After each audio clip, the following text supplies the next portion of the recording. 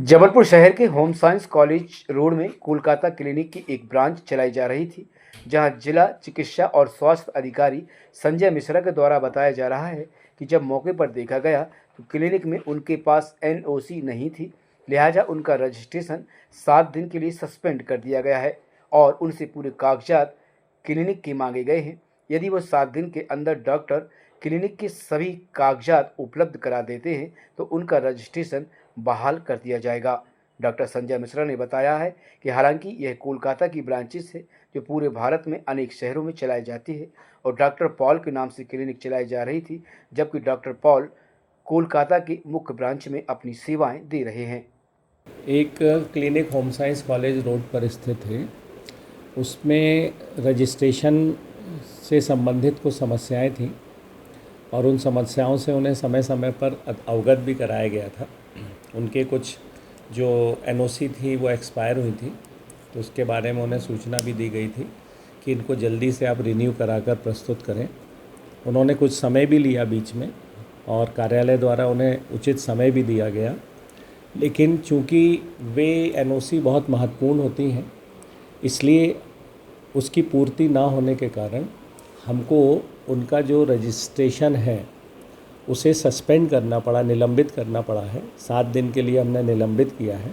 यदि 7 दिन में वो अपने कागज़ों की पूर्ति कर देंगे तो उनका जो पंजीयन है वो बहाल कर दिया जाएगा, अन्यथा उनका जो पंजीकरण है वो पूरी तरह निरस्त कर दिया जाएगा। नहीं, जो उनका नाम है वो ब्रांड नेम जो है कलकत्ता के कोई डॉक्टर हैं जो वास्तव में होम्योपैथी के डॉक्टर हैं और उनकी ये ब्रांचेस चलती हैं, कई शहरों में चलती हैं। जबलपुर में भी वो ब्रांच चल रही थी, लेकिन जैसा हम लोगों को कभी कभी सूचना प्राप्त होती थी कि वहाँ कोई डेंटल सर्जन है जो इनका स्किन का और हेयर ट्रीटमेंट करते हैं और उसमें कई दिनों से शिकायतें आ रही थी, उसमें विवाद की स्थिति भी बन रही थी।